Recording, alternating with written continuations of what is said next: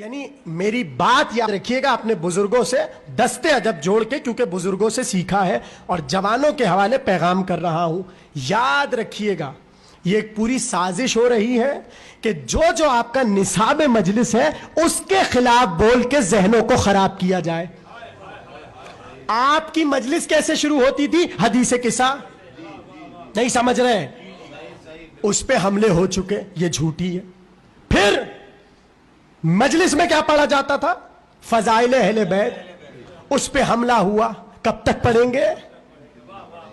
سمجھو، یعنی اس کے بدلے کسی اور کو لائے. پھر مصائب تو ہمارے بنیادی مجلس کا جز تھے نا. تو وہ بیٹھا بدتمیز عالم کہہ رہا ہے ممبر پہ کہ تم بی بی سکینہ کو رو رہے ہو اور فلاں ملکی بچیوں کو نہیں رو رہے. نہیں سمجھ رہے آپ لوگ؟ آپ کی بنیادیں کتنی کھوکھلی ہو رہی ہیں اسے سنیے. اسی طرح وہ ایک اور بے ادب عالم کہہ رہا ہے کہ تم اگر جلوس میں جاؤ تو تم اس وقت حقیقی عزادار ہو جب ایک ہاتھ میں عباس کا علم ہو اور دوسرے ہاتھ میں فلاں ملک کا جھنڈا ہو. اگر نہیں تو تم حقیقی عزادار نہیں. سمجھے آخری جملہ تقریر کا. اسی طرح ایک چیز بچی تھی، وہ تھی سوسخانی. اس میں بھی کہہ دیا انیس و دبیر تو بڑے بے ادب تھے اور توہین اہل بیت کرتے تھے. کچھ سمجھ رہے نہیں سمجھ رہے؟ یعنی پورا آپ کا نصاب برباد کر کے رکھ دیا. اب بتائیے کیا پڑھیں؟ فضائل ہم نہ پڑھیں؟ مصائب میں ہم فلسطین کی بچیوں کو روئے؟ بولے نا اگر سمجھ رہے تو.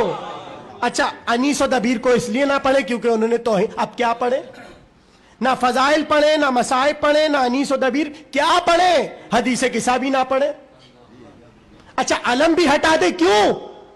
یہ دیکھیے گا، یہ اس کی قسم کھا کے کہہ رہا ہوں، یہ دن دور نہیں ہے کہ ان عزاخانوں میں آپ کو جھنڈے نظر آئیں گے. اور یہ دن دور نہیں ہے، آپ اپنی آنکھوں سے دیکھیں گے. جس طرف چل رہی ہے بات میں اس کے مطابق کر رہا ہوں. خبردار ایسی باتوں سے محفوظ رہیے.